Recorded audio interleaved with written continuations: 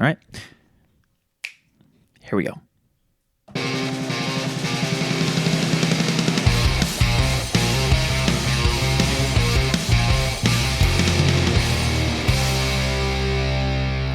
Hello and welcome into the Section 109 podcast. Matthew, did you notice that I don't call him Baby Juan, Jesus, Andrew, that Bobblehead Juan, that Bobble Juan has a microphone now?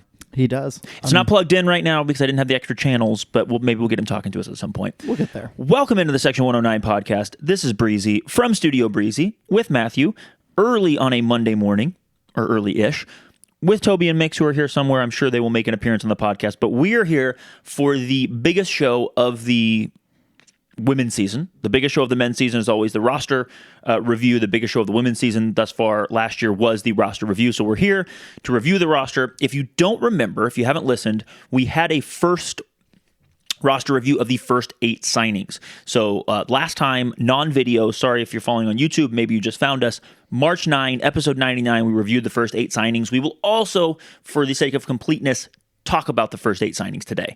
But maybe we'll go just a little bit less in depth on those signings. But we have, Matthew, 27 players to talk about. Yeah. We have matching laptops currently, and we're ready to go. And I also made extra coffee. So, do you want to start or do you want me to start? How about you kick us off here? I'm going to kick us off, starting with a returner, and this is in no particular order, y'all. It's in order by position, but in no particular order after that. Goalkeepers first, Caroline Johnson, a returner from Augusta, Georgia. Hold on. Woo! First of all, Caroline, your college lists you at 5'9", but CFC lists you at 5'7". Soccer heights are a lie, and you're part of the problem. Love you, Caroline. CFC women's returner from 2022, 8 appearances, 7 starts in 2022. One of our projects this season is going to be to get some better stats for the CFC women's last season. That's the one we did before this podcast, was just that one. And we realized, hey, we're probably not going to get all these done. So that's the only one we have stats, the only person we have stats for. No one attended more CFC men's games last year. Caroline rules and is truly one of us. I think she was planning to be a grown-up and not play another year this year, but we bullied her into it. We bullied her into it. Yes, we did. And look, nobody kept us in more games last year than Caroline. She was absolutely integral in our games when we were good. A lot of times it was because Caroline was good. And by the way, her favorite movie, do you know what this is? Her favorite movie is How to Lose a Guy in 10 Days. Classic. Which is a chef's kiss, great movie, totally underrated movie. If you haven't seen it, it's real silly, it's real good. It's one of probably in my top 10 as well. It's a good one. And I love that movie. So shout out, Caroline. Welcome back. So happy to have you back. And we're back. Sorry about that. Had a dog throw up and another dog who is very scared. It must be about to rain. So we took a little breather there, and now we're back with Brooke Alvarez. Matthew, tell us about Brooke. So, Brooke is a 5'8" goalkeeper from Rocky Face, Georgia. Listed at 5'7" on Dalton State's website. She might have grown an inch, or soccer heights might be a lie. Keep going. This is your thing, by the way. This is my thing for men's and women's players. But they're all lies. All heights are lies because you never know which ones are real. I think the 22-23. What does that even mean on here? So they have it listed as 20. They have her listed. Anyway, the way they were listing her stuff when I looked at her page was 22-23 season should be her junior season. They had 21-22 listed as her sophomore season. Got it. For Dalton State. Okay, so right. That means she's probably a rising senior. Potentially, yeah. See, I genuinely was struggling to figure that out on all these, which is why I made a note of that so we could, talk through it on where she is in her collegiate career. They probably include fall, spring is whatever. So she's probably, we're pretty sure she's a rising senior. Makes sense. Northwest Whitfield alum. Shout out Amanda Moore. Shout out. Guest co-host Amanda Moore. Dalton State, as I mentioned, she had several defensive player of the weeks in 2020 and 2021. Your note here is that she's real smooth on the ball. Yeah, so I saw her her tryouts. She was at tryouts. Yeah. And that's the one thing I came away from. And look, it's been a few months, but the one thing I came away from tryouts impressed with her, and the one, because I didn't see her a lot, but the part I saw was like, wow, she looks like a field player on the ball. Just very, very, very smooth. Nice. Amanda did some really good things with that program at Northwest Whitfield. So excited to see a local player. Excited to see a player that she coached. Absolutely. That's very, very cool. Next up is Michaela Leal, 5'7" goalkeeper from Rockwell, Georgia. Rockwell, Texas, sir. Rockwell, Texas. How dare me. you? That was rude of me. University of Louisiana Monroe. It's a D1 school in Louisiana, Which coached by Will Roberts. There's a name I haven't heard in a while. Will Roberts, former CFC men's player. If you don't remember him, he was a winger/forward who had a cup of coffee in the championship in England. Yeah, before coming here for what, Coventry City or something like that. Something like that. Yeah, he's Welsh. We used to make fun of him because he had no Twitter. Yeah. Back when everyone did. Back when all the boys had Twitters. And so we used to tell them he needed to get Twitter, and the boys would respond, they don't have the internet in Wales, which I always thought was funny. But he is the head coach there at a D1 program and is now sending several players, actually. Is he head or assistant coach? I believe he's a head coach. Woo. Dang. I didn't do strong research there, but I believe he's a head coach. You can pull it up right now while I look. Yeah, finish this one out. But look, 22-23 should be her junior season, so I think that means she'll be a rising senior, as you just said. Has 2 freshman seasons. Probably one of them's a COVID year, but it's not real clear to me looking through her stats. Could have also been a red shirt. It didn't say injury, but she only played, I think, 4 games, and she has 2 seasons listed as freshman. So Will Roberts, again, her college coach. Just didn't expect to see that name again. Will Roberts. Yeah, so Roberts came to Louisiana Monroe with the head coach he came with. They were both at Lincoln Memorial in Northeast Tennessee, and I'm guessing this other guy's moved on because he's now listed as the head coach. So maybe that goes into effect for next season or what have you. I'm not exactly sure about the situation, but he sent us some players this year. Yeah, Spoiler alert. Michaela's the first of several that we can get to. So anyway, really cool. We've heard good things about Michaela. So let's keep going. We'll come back to do a wrap up. Absolutely. A little bit later. Lucy Sandhoff, 5'7" goalkeeper returner for CFC Women, 5'7" goalkeeper from Lookout Mountain, Georgia. She went to Covenant College and Chattanooga Christian, so another local product. We were looking back, trying to figure out if she had appearances last year. She may have had some. We've got to go back and actually do the... Yeah, it's 2, maybe 3 in terms of sub appearances. She didn't have any starts. And so it's something that we got to figure out, get our stats all in a row. But love seeing a returner, love seeing another local product. One thing that this women's team has and that our men's team really never had is a strong local player pool. And I don't know what that's going to look like this year. Last year, we didn't have that many out of market or out of local area players. We had a lot more local. This year, it's kind of split half and half. In fact, we did some math on who we think is local or at least living local and who we think has probably been brought into team housing. And we think it's 13 local-ish and 14 team housing, which, first of all, solid for the club. Good commitment to making sure we have enough roster spots and enough opportunities for players. Yeah. 27 is a good number. I realize that probably seems like a lot for a lot of people, but this is a quick WPSL season with unlimited subs, and you never know who's going to have to go back to school early, as we saw in the NPSL days, who's going to have exams in the middle of the season, family vacations, whatever it is. This is amateur soccer, so you need a big. They're not getting paid. You can't just pay them to be here all the time. It's just not how this works. Exactly. So, and in fact, in those first 2, we believe that Caroline will be brought in to play here and be in team housing, and also Michaela, and then we think Lucy and Brooke are both local, but you never know for sure. But that's our guess. Yeah. But love it, and I love that we have 4 keepers on the roster. I like that because I like the depth there. Yeah. Let's move on to defenders, and let's kick this off with WPSL Southeast All Conference Best 11 and player, CFC captain, Anna Lancer. Anna Lancer, welcome back, Anna. We talked a little more in depth about Anna in that first episode 99, but Anna's a 5'4" outside back. I think that is limiting her by listing her as an outside back. She is a wherever she wants to play or could play. From Saudi Daisy, Tennessee, she was the CFC women's captain in 2022. She was the heart and soul of the culture of Chattanooga Football Club for the women's side in 2022. She really... I know I've said on this podcast before, but she really impressed me with her leadership, and I'm so happy. She was, in my opinion, the most important signing of this offseason to continue that culture of building something that is can be continued culturally. So, and she was the WPSL Southeast All Conference Best 11 and probably the best player for CFC Women last year. I don't think that's even close, honestly. Yeah, I agree. It's a huge sign to have her back. So welcome back, Anna. We're so happy you're back. Another returner after that, Avery Catlett, who we've also talked about, 5'9" center back from Knoxville, Tennessee, second team all-conference selection for the SoCon for UT Chattanooga, OGA coach for spring semester 2023. Shout out Avery. And look, Avery was the rock of our defense. There was a couple games she missed, and when she wasn't around, you felt the difference. Yeah, and she's a big get to get back for this season.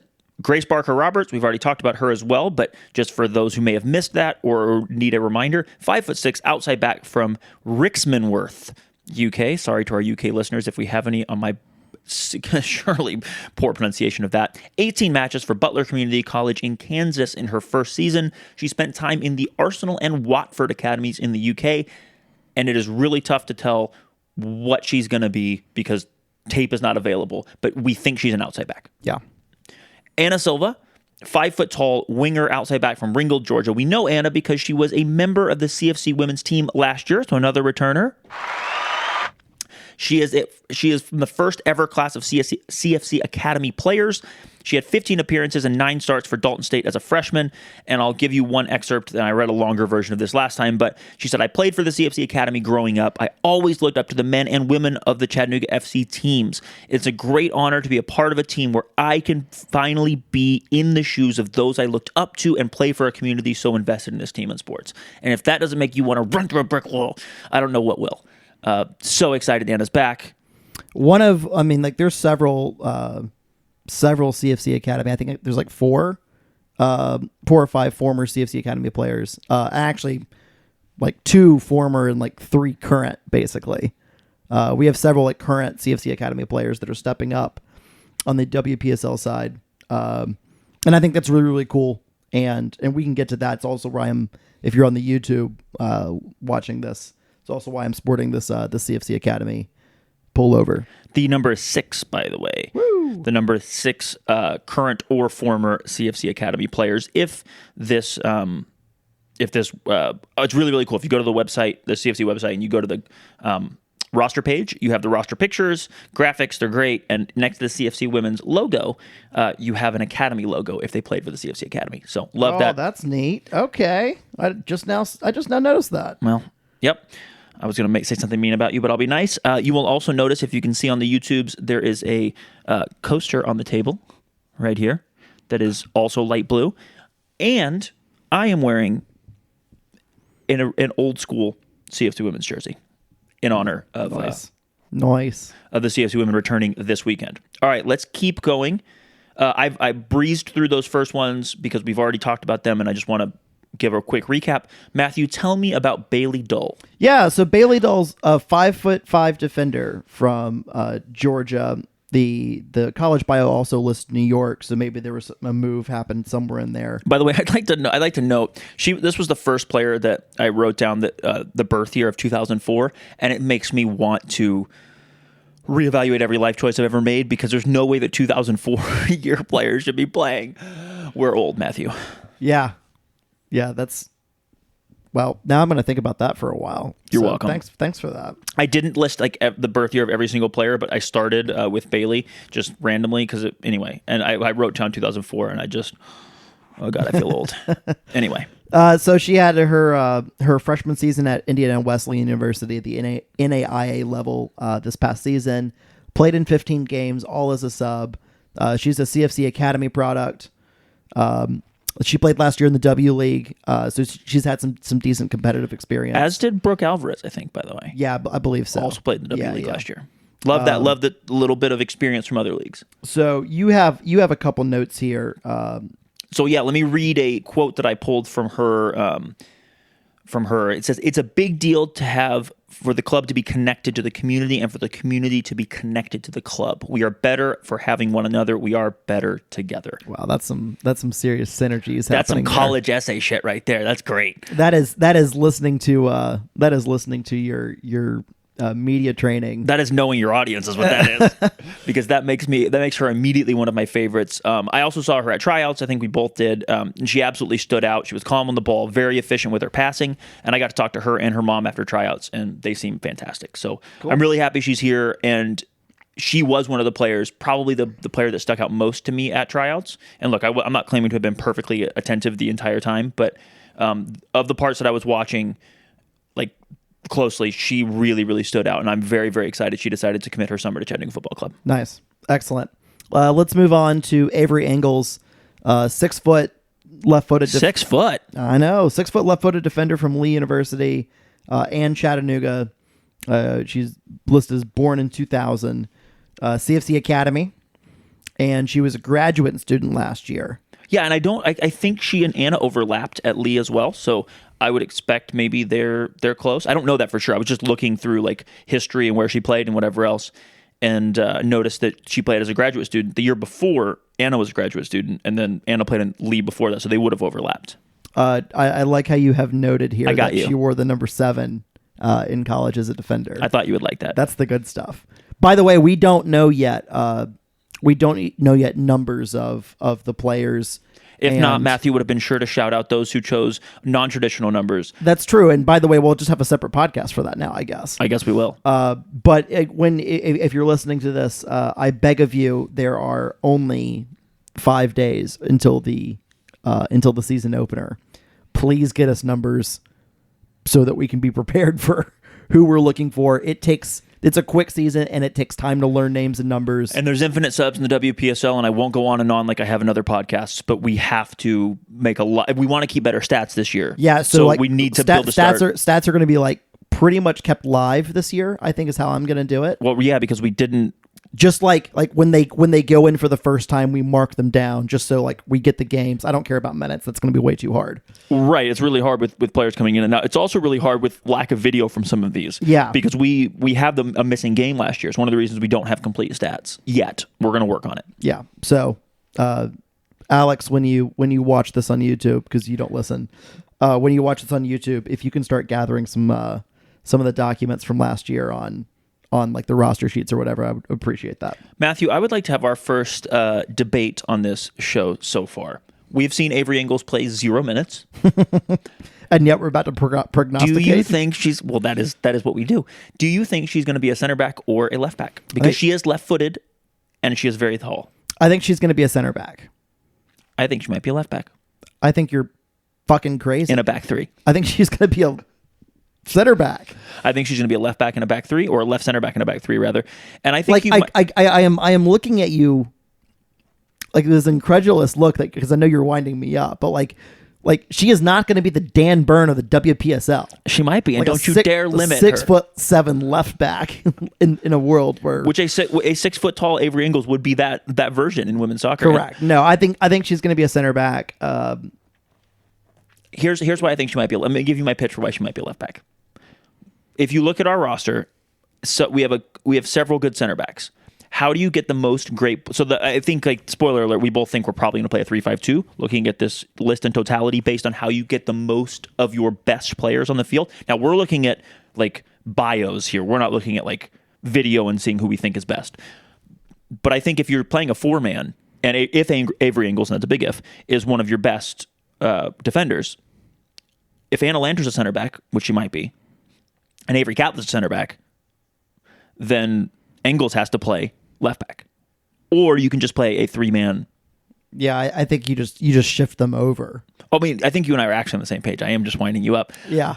We also have another center back who's right-footed, who I think also really, really fits in, which actually goes more to your point that you probably could play a back 4 with this group. I'm also not... Engels, Catlett, Serena Lewis, who we'll get to, and Anna Lanter. I'm also not sure if Bailey Dole... She's not very tall. She's 5'5", but I'm not sure if she's an outside back or a center back. I think she was playing... I don't know. I remember her on the ball in a lot of spaces where the center backs often are at tryouts. So it'll be interesting to see where she plays. If that's a 7v7 scenario, then you can probably just take that outside back and convert her into a center midfielder and call it a day. Probably. All right, let's get back to the players. First, and by the way, I'm sorry if players or players' families are listening to this. We're absolute morons. We cannot pronounce anything. So first, like, difficult pronunciation here, although I probably butchered somebody's name already, is Kedie, or maybe it's, I don't know. Or Keedy, I don't know. It's probably not that, but like, yeah, just in case one of those got it right. So Keddy Johnson, or Keddy A. Johnson, we're going to say that, and then I'm going to apologize because I'm sure I butchered that 19 different ways, is a 5'8" left winger / left back from Trinidad and Tobago via the University of Louisiana Monroe. University of Louisiana Monroe again.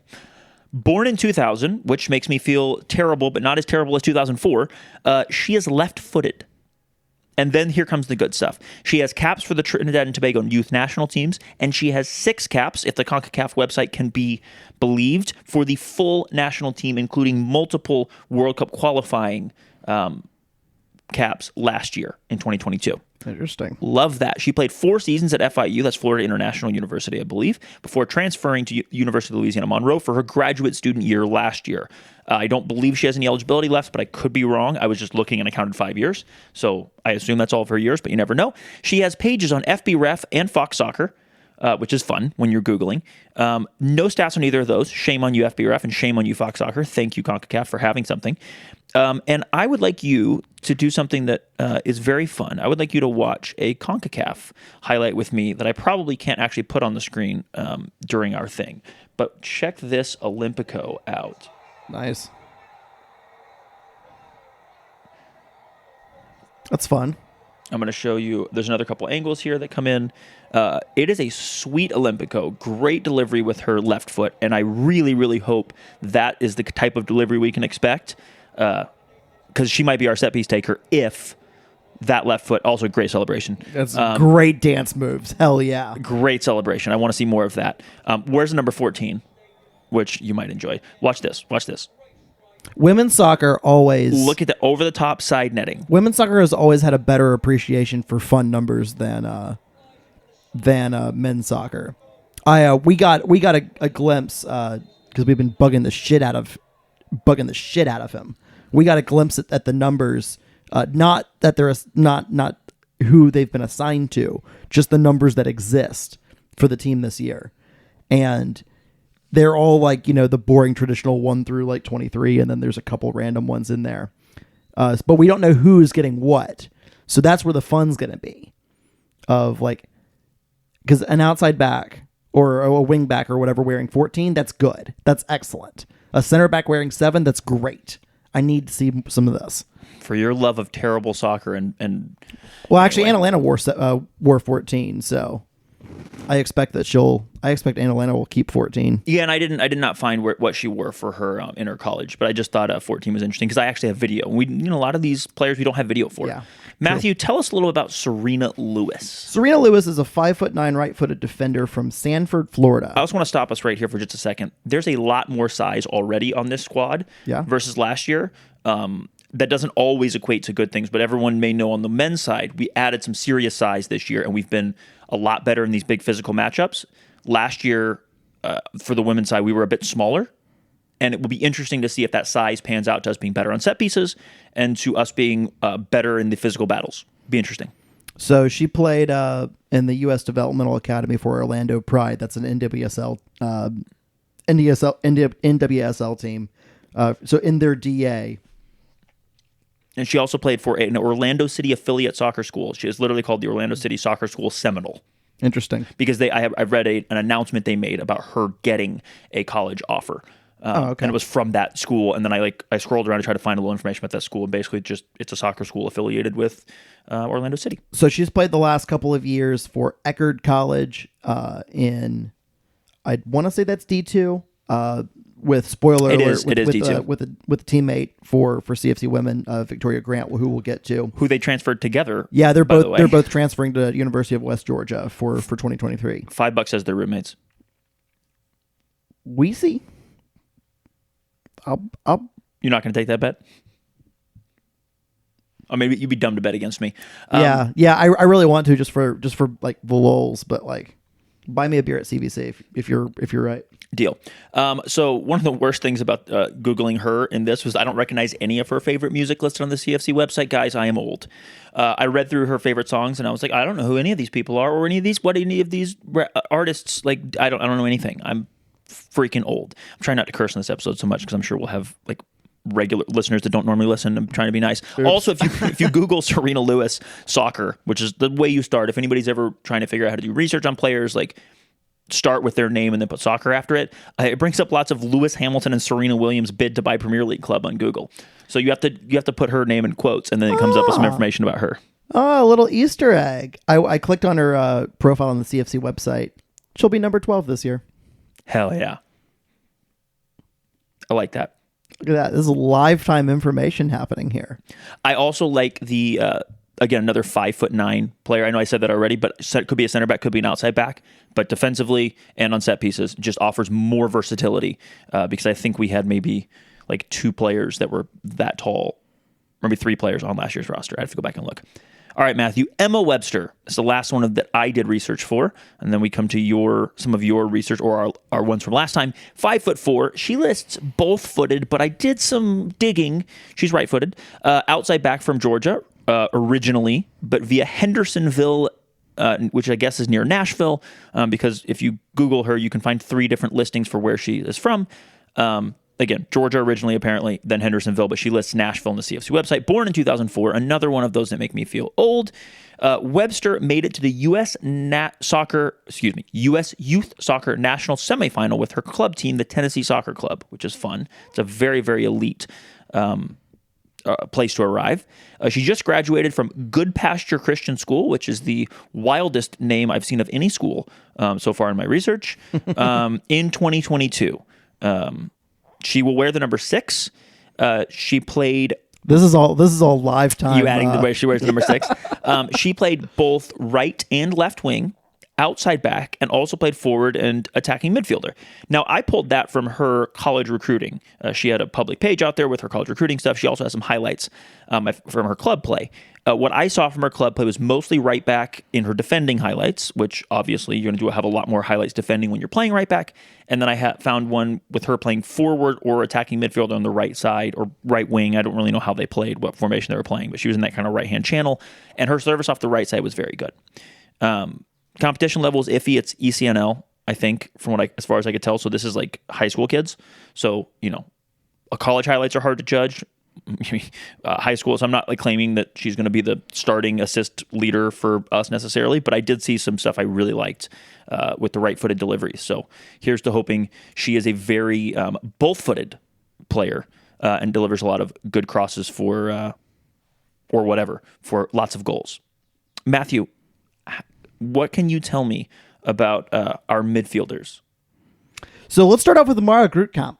5'3" midfielder from Mulheim to Ruhr, Germany. I think we covered her in one of the earlier roster pods. Your German is impeccable. It's so good. She played 37 matches in 2 seasons with Louisiana Monroe. Hello again. 10 goals, 11 assists. Like that. She was on the German U16, the U20 teams. Like that a lot. And she's going to wear the number 5 or the number 25, excuse me. Which you like a lot. That's good. That's excellent, actually. An attacking midfielder wearing number 25, I'm sold. Love it. She may as well start. We talked about Mara in the previous pod, so we won't dwell. We talked about Mara, Nadia. So who's our next one? So we'll quick review here and then move on. Yeah, Nadia Ivanchenko, 5'5" midfielder from Lviv, Ukraine.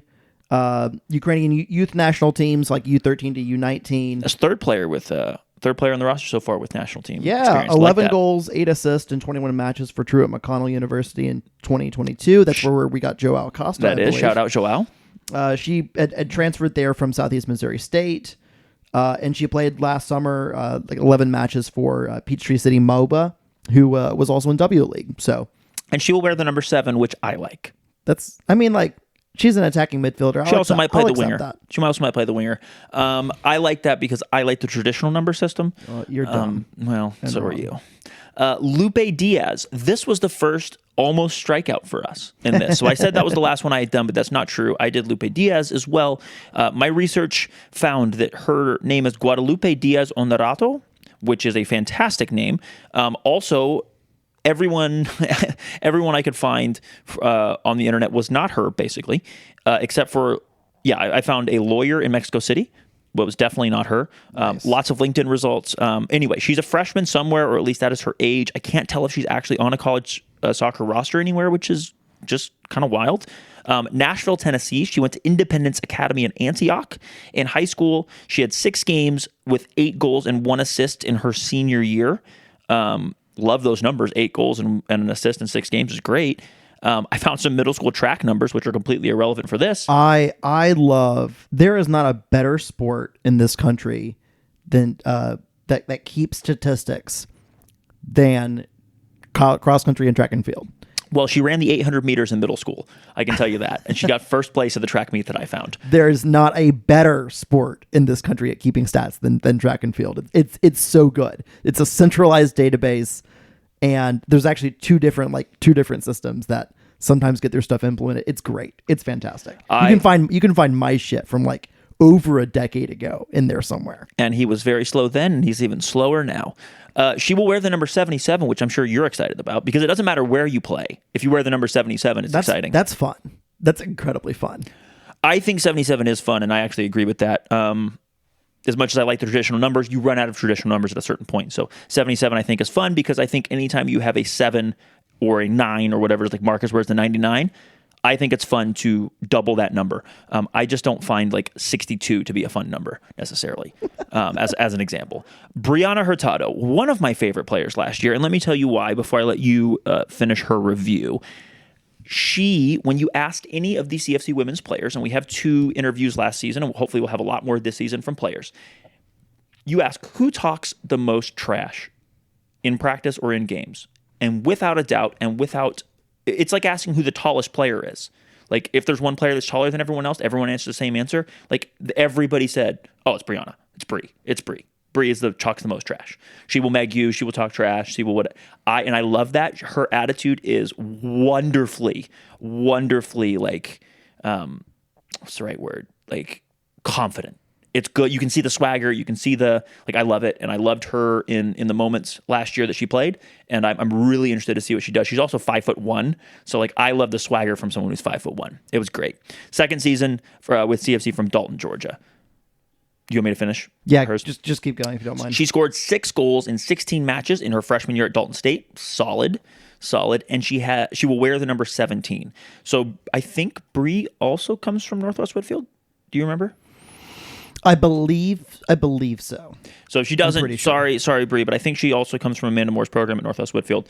I love her shit talking and her attitude, and she's great, and I'm super happy she's back. Also, I want more Megs this year, and she is the most likely of the players that I know go for more Megs. I will give you another one while you're finishing up the numbers. Matthew finds numbers very important, so he's adding all of these to our show doc. Sarah King, a 5'1" midfielder from Stockbridge, Georgia. I did not do this research, so I'm discovering this right now. She won an ECNL national championship with Gwinnett Soccer Academy. Let's go. She's heading to Georgia College in the fall, and she will wear the number 2. It's a midfielder wearing number 2. I wonder if she's going to be a converted outside back. Midfielders and outside backs. And that makes you happy. 5'1", also much more of an outside back size. Interesting. Won an ECNL national championship is very good. The ECNL is a very good level of competition for high schoolers, mostly. I think it's all high schoolers.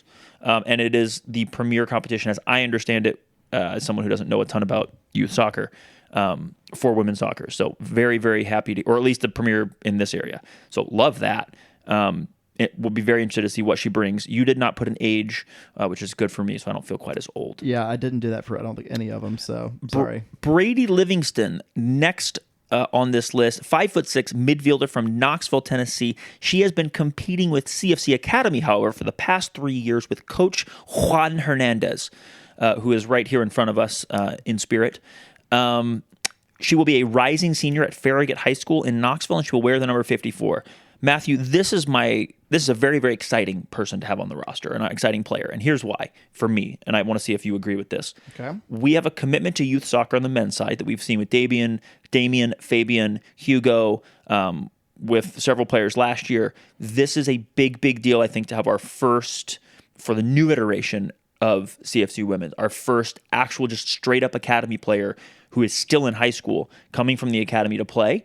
Whether or not she gets any minutes, the fact that she is on the roster and has made the roster as an academy player, very, very cool, very big for her development, and I think shows a real commitment to like youth development from Coach Randy and spoiler alert, Coach Juan, who's doing some work with the women's team as well this year. That makes me very, very excited. Yeah, absolutely. It's always good to It's always good when you can promote academy players at whatever level. I don't care if this is amateur WPSL or if it's on the men's side at the professional level. It's really good when you can take still in academies, still in their youth, and promote them to the senior team. We don't know how many minutes she's projected to get or anything like that, but and folks will remember that Hugo and Fabian played almost 0 minutes competitive. Dick played 0 competitive minutes last year. They only played in friendlies. Yeah, Fabian literally just got his first league minutes. Right. In the last men's spent an game. entire year. So it's not like there is no indictment on the player if they don't play this year.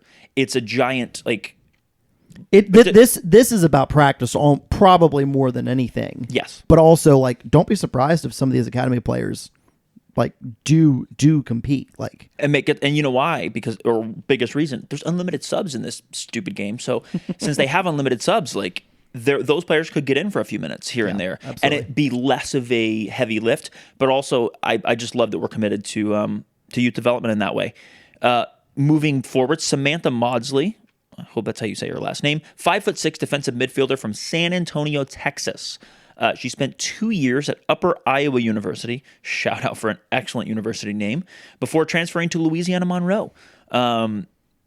She played in 10 matches for the University of Louisiana Monroe in 2022. That is the fourth player, I think, from Louisiana Monroe on the roster. And she will wear the number 4 as a midfielder. Brady Livingston's going to wear the number 54. So I'm sure both of those make you very happy, as neither one of those are midfield numbers. That's the good stuff. All right, Samantha, another player in team housing, so player to watch there.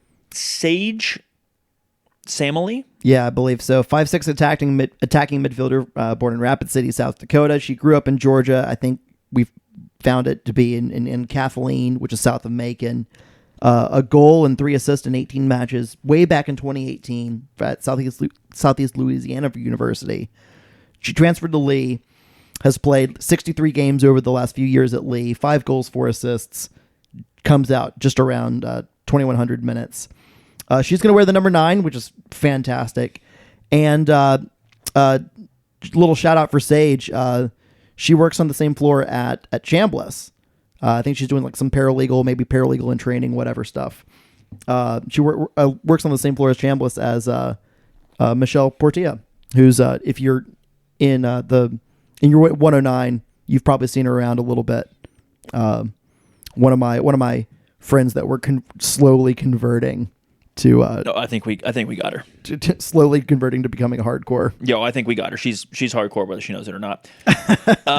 Love the wearing the number 9. Actually, don't. But I love that you love wearing the number 9. I'm guessing it says attacking midfielder, but 5 goals and 4 assists. I wonder if she'll end up being a box-to-box type player. That's not a lot of goal and assist output in 63 games. That's no shade. Just I wonder if she'll be the pass before the pass in this system, just based on stats. And excited to see what she brings. I love the Lee University products coming back. Yeah, it's good. All right, you got the next one because I butchered enough names. We're going to go with Chrysan St. Louis or St. Louis, potentially. I like how you skipped over the part that there's no way you pronounced her first name correctly, whatever it is. Chrysan? Yeah, there's probably no chance. We'll find out. Could be Chrisen, could be something like that. 5'2" winger from Viewfort, St. Lucia. Rising senior at Texas A&M University, Texas A&M International University. There we go. 8 goals and 5 assists in 39 matches in 3 seasons at TANMI U. St. Lucian national team member. Fun fact, she's been voted, I don't know if it was voted or appointed or how this works, Female National Footballer of the Year 2018, 2019, 2020, 2021, and 2022, which is holy moly, dude. Cool. So first of all, we have the St. Lucian Messi on our team. Sounds like or it. St. Lucian Marta, whoever you consider the greatest women's player of all time. Holy crap, that's fantastic. She's going to wear the number 26, which again I'm sure makes you very, very happy. What makes me very happy is another player with international experience. Yeah. I love that. I think that this team is much more experienced than our team last year, and that makes me excited. And yeah, I would like to nominate us for going on a trip to St. Lucia to see her play in a national team game, because that seems like a great idea. That sounds like a great trip. Sounds like a fantastic idea. Matthew, forwards. Start me off with Summer Hernandez, who we have, again, talked about on a previous episode. Yeah, 5'4" forward from Saudi Days, Tennessee. Original CFC women's player from way, way back in the day. She comes to CFC previously from Iron Horse 1839 in the Chattanooga Football League, which I'm pretty sure you're the manager of. Yes. And goalkeeper of. Yeah, she's a CFC Academy coach. She's going to wear the number 10, obviously with Juan's retirement and like the we do know she's wearing the number 10 and the testimonial match. They retired the number 10 for this season for the men, but Summer's going to wear it for the women. Love that. I'm going to wear, I should have worn my Juan Hernandez number 10 jersey, because it could have been a Summer Hernandez 10 jersey. I'm going to wear that to a lot of women's games this year. So I also want to point out here, CFC Academy coach, we mentioned Juan and his team. If you follow Juan on Instagram or you follow Summer, you will see a lot of pictures posted by Juan of him and the team at various tournaments, talking about how they did, wins, losses. It's almost all wins. Spoiler alert, with some of the girls, I assume, that are on this roster that we've already talked about, and Brady, and there's one other. Yeah, Addie Chapman. We'll get to her in a minute. There we go. So you will notice in those I don't know what Summer's position. I know she coached in the academy. I don't know if her position with that team is that she's an official coach, or if she's just accompanying Juan because they're a family or whatever else. She's definitely a coach of some kind. But I just don't know if on that team, if she's the official. But what I'm saying is, maybe she deserves a little extra credit here, because potentially it's Juan and Summer's team that is winning all these games, because they're in all the pictures together with the team. It's good stuff. Oh no, absolutely. And a couple of these girls may be playing for their academy coach and with one of their academy coaches, which is awesome. It's pretty good. It is awesome. And it's just more connection between the academy and the first team, and I love it. Next up, we have Kaylee Burrell, 5'8" forward from Trenton, Georgia.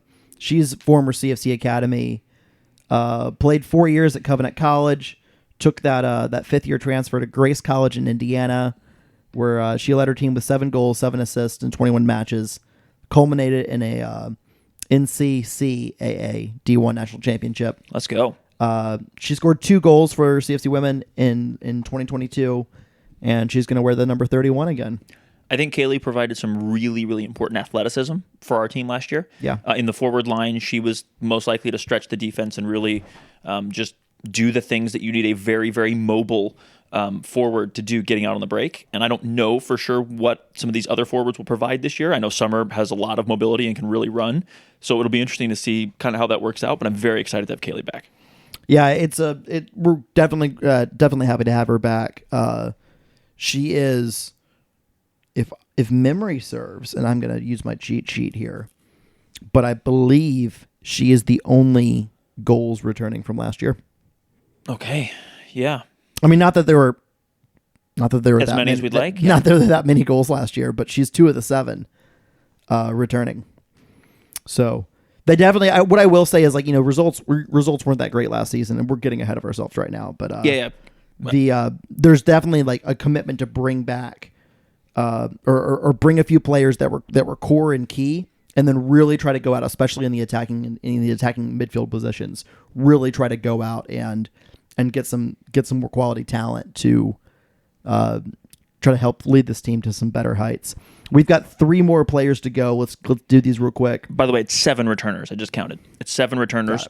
Of those 7 returners, it's 1 midfielder and 1 attacker. It's Brianna Hurtado and Kaylee Burrell. Okay. Yeah. Next up, we have Addie Chapman, a 5'5" rising senior from Chattanooga, Tennessee. She goes rising senior in high school. Yeah, she goes to Silverdale Baptist High School. CFC Academy player. Plays, we believe, for Juan Hernandez. Yes, Hernandez. He has. I've seen him post about Addie before. I think she just made a college commitment. I want to say it was to Lee, but don't quote me on that. I'm not 100% sure. She's a multi-sport athlete, though, competes in track and field. I bet you love that. We love to see that. She's going to wear the number 8.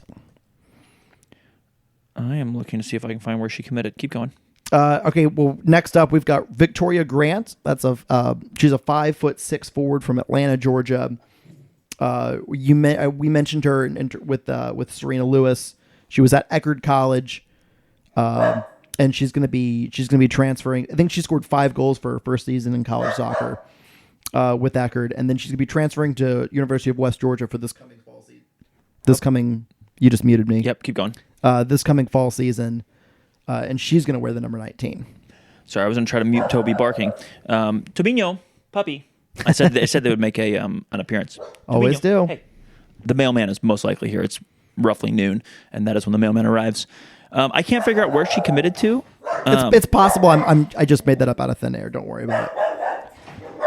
Let me rescue the mailman. All right, let me do Ava Van Doren here. While you're doing that, Ava Van Doren, a 5'6" forward from Newport Richey, Florida. She's going to be a rising senior at Dalton State. And the last 2 years for Dalton State, 14 goals and 6 assists in 34 matches, roughly 2,300 minutes. Her college lists her as a midfielder slash forward. So I don't know if she's like a second 9, if she's more of a 10, if she plays a little bit on the wing. We're going to all find out together. She's going to wear the number 24. And that wraps up 27 players. Matthew, I feel... Well, first of all, give me your thoughts. Kind of what you're thinking after reading through all those and previewing each one. So it's tough. We started this podcast in 2019. We were already like quasi professional, kind of not quite yet, but we were headed that way with the Members Cup. Us? Me and you? We've never been professional. That's no, going. but CFC men were already heading that way, and the reliability and ease of video it's really important in professional recruiting, to be completely honest. Like, players, whether it's through an agency or whatever, like, put together highlight clips that gets coaches interested. These short clips gets coaches interested. And then they start doing more research from there. We are back kind of in the Wild West a little bit, and there just is not a ton of video out there. There are not a ton of clips out there. You might occasionally get a kind of a college recruiting highlight package, but even that, it just doesn't. I didn't see a lot of those, and it's really, really tough to say how these players might play, who's good at what, who's going to fit with a certain style or system. We don't really know. What we do know about Randy is, in an ideal world, Randy's teams will keep the ball a little bit like Rod's teams want to do, but I think definitely not to the same like instance of control. I think he's more willing. He wants to keep the ball on the ground and play, for sure. But there's only so much you can do with a short season, 8 matches, 27 players that are here for 2 months. Like, there's just only so much you can do with that. So I think definitely the pedigree overall has improved from last year to this year. Does that translate into better individuals? I think so. Does that translate into a better team and better results? Frankly, I don't know. It's going to be a little bit weird because there are now 9 teams in the WPSL Southeastern Conference. We don't even play everybody. We have 8 matches. You would think, 1 match per every team. Not how it works, because there's more travel involved now. There's a couple teams in Charlotte. I think there's a team in South Carolina. The conference stretches all the way to Birmingham and Nashville. So it's a little bit kind of all over the place. And I believe I was told that it's you play your conference, and there's not going to be playoffs this year. Whoever wins the conference is the one that will go to whatever WPSL playoffs there happen to be. But there's no like last year we played Tennessee Force in a playoff match to meet Nashville, and Tennessee Force won that playoff match. Played Nashville, lost, and Nashville moved on in the overall playoffs. There won't be that this year. So it's really, I mean, like, the season legitimately could be just 8 games. Yep. Obviously, we want to win and go on in the playoffs a little bit, but that's going to be. We play Nashville twice. Like, that's going to be tough. Yeah, I mean, this is a good conference. I think Randy put out the Southeast region or the South region. I guess preseason power rankings. Spoiler alert: we're not on there in the top 10. We've got 3 conference opponents that are in 865 Alliance. Nashville is at the top, and I believe Charlotte Eagles are on there as well. That's correct. So, I mean, like, this is going to be difficult. I think our standard has been raised, but I think there's going to be some serious, some quality opposition, especially in Nashville, who we get just this weekend at home. Like, it's a really good test. I wish it did not come as quickly as it's going to. But if you want to be the best, you're going to have to beat the best. And frankly, Nashville is the best, one of the best programs in the WPSL. Period. Like, in stop. Period. And we're going to see where we are really quickly on Saturday, May 20, which you should be there, 3 p.m. Breezy, give me some of your thoughts, and then we'll prognosticate, probably unjustly, some more. Win the conference or bust. All right. We had our mulligan year last year. I'm not giving any mulligans this year. Win the conference or bust. You have the only program to treat their women like professionals. You have the only program with a fan base that cares. You have top-notch facilities. You have an unbelievable city to play in. If you can't get it done, you can't get it done, and we have to get it done. Period. There are no alibis. Last year Coach Randy didn't have the time to put together a winning roster. To be quite fair, this year he's got all the time in the world, and this will be on him and this team if they can't win them. I mean, I want to win the conference. I realize like coming in second is probably an acceptable season, but it's not for me. They got the mulligan last year. Let's go win it this year. And if we got to play Nashville twice, you got to beat them twice. And if you can't beat them, then that shows your level. You're not going to win the conference if you can't beat them once, let alone twice. 4 goalkeepers, 9 defenders, 9 midfielders, 5 forwards. We're a little light on the forward line. We're heavy on the defenders and midfielders. We talked about that a little bit. I think that means we'll play some sort of a 3-5-2 because the 3-5-2 has 3 defenders and essentially 5 midfielders, whether they're combination defenders, midfielders. So I think that's probably what gets the most players on the field that are at least numbers wise. I mean, I guess maybe we have 4 starting forwards or 3 starting forwards you have to get on the field, but I just think it's most likely we play some sort of a 3-5-2 with 5 midfielders and 3 defenders, or 5 defenders, 3 midfielders, depending how it shakes out. I would argue that probably our best matches last year came with the 3-5-2. Yeah, I hadn't actually thought about which ones our best ones were. Look, we had one win. I don't remember. That was honestly probably a back 4 because we didn't switch a lot to the 3-5-2 until later. But like towards the end of the season, we were playing better, and I believe it was 3-5-2 mainly. And like we did that thing, where you have a player that's just better than everybody else. Spoiler: it was Anna Lanter. You want to get that player. The men went through this in 2020 in the fall. You want to get your best players in positions where they are more likely to impact the game. Yeah.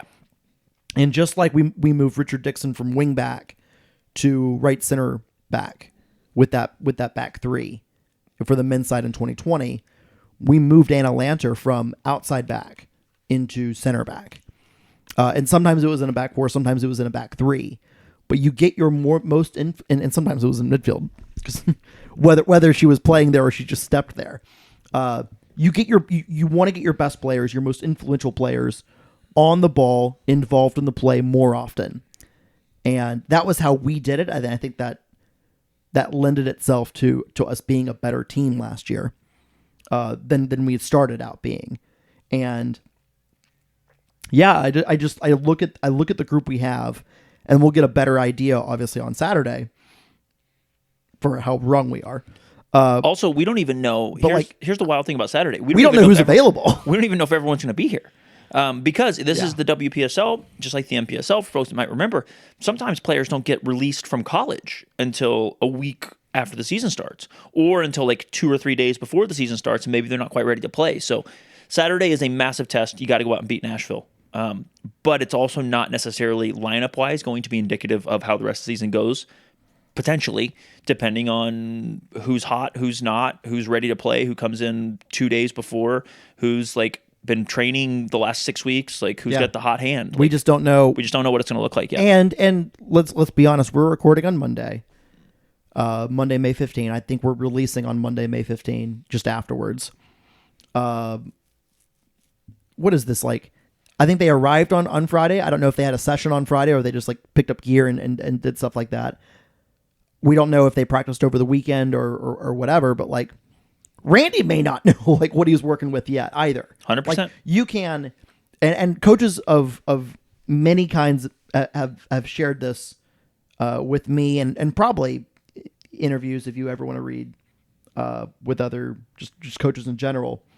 You can see a player on video. You can hear from that player's coach about like what they're good at, what they can do, how they fit.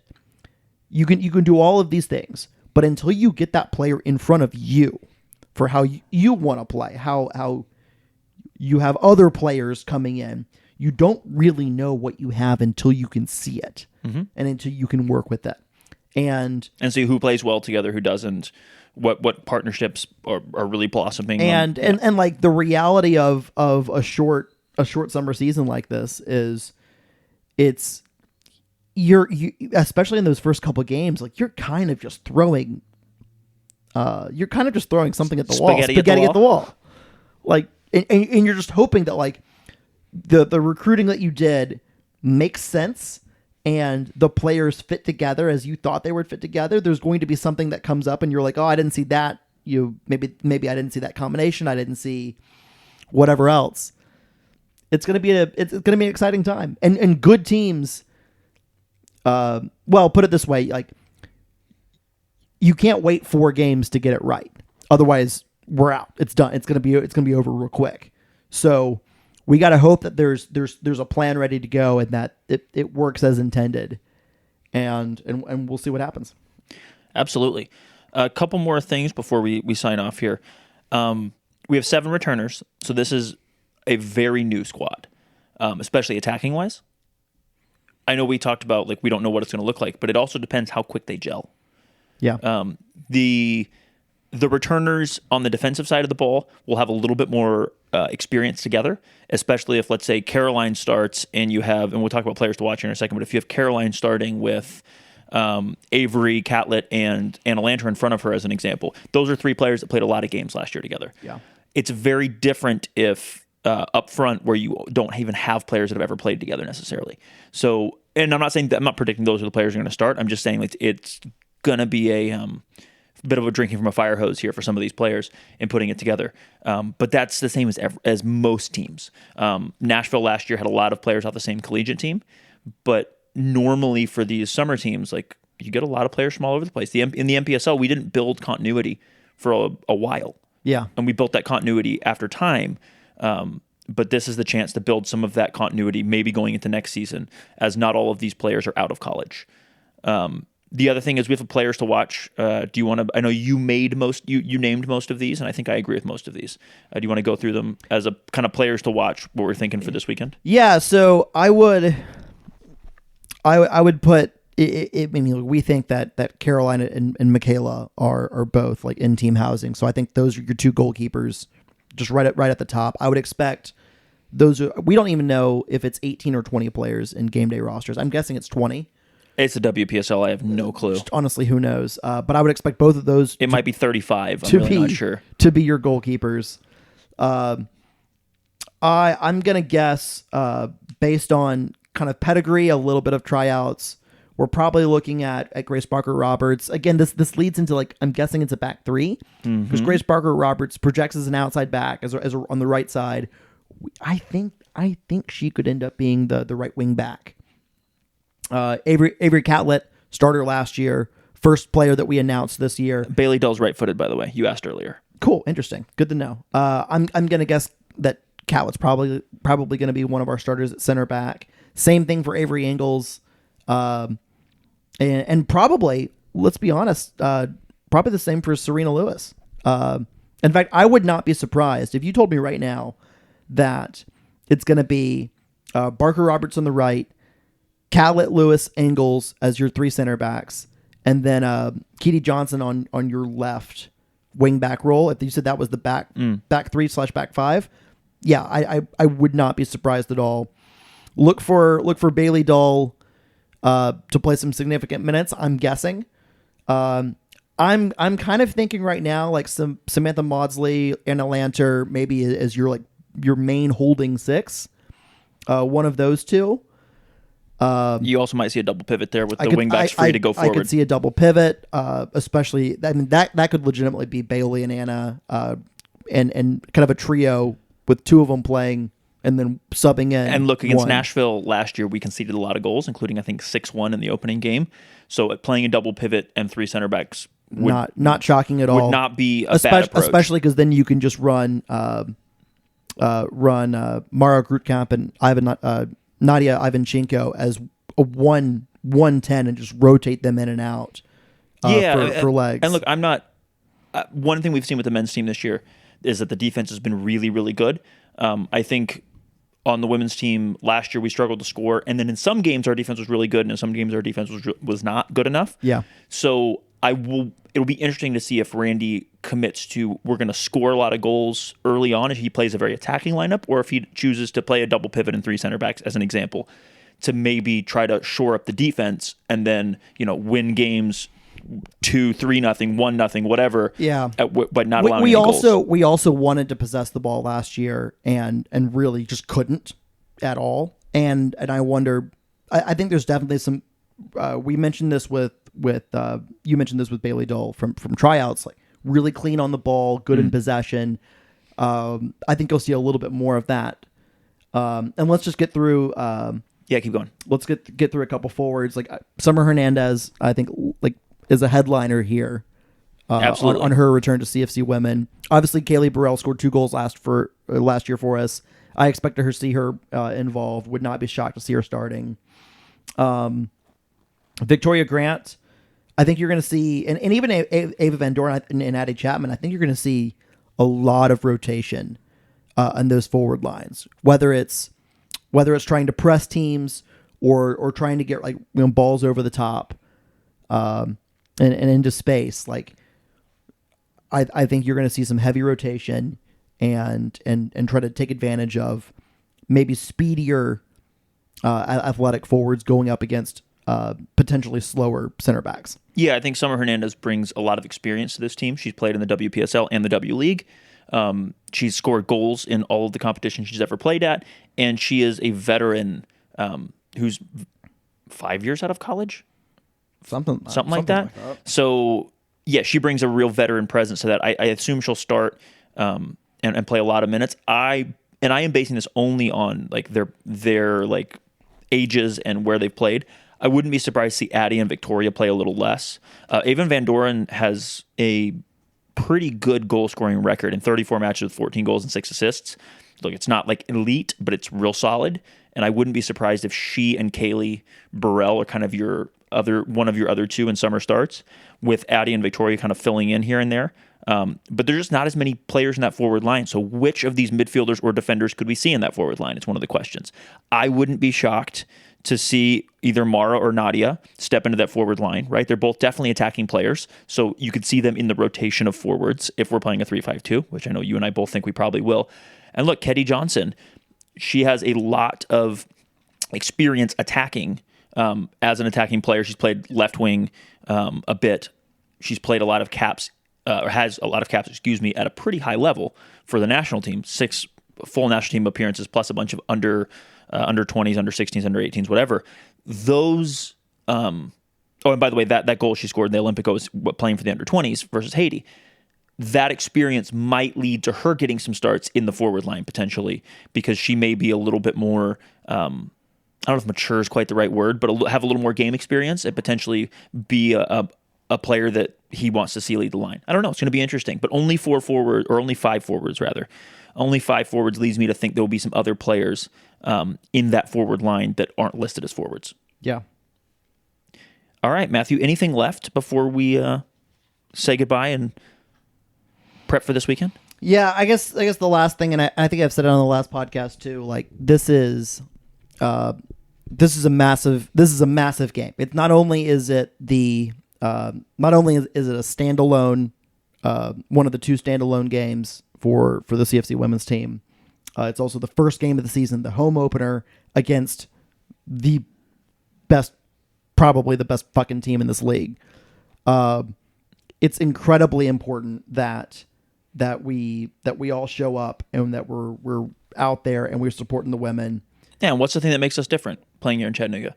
You're playing in front of fans. This is our chance to make a difference and let these players feel our support on our side, and let the other players for the other team really feel the pressure.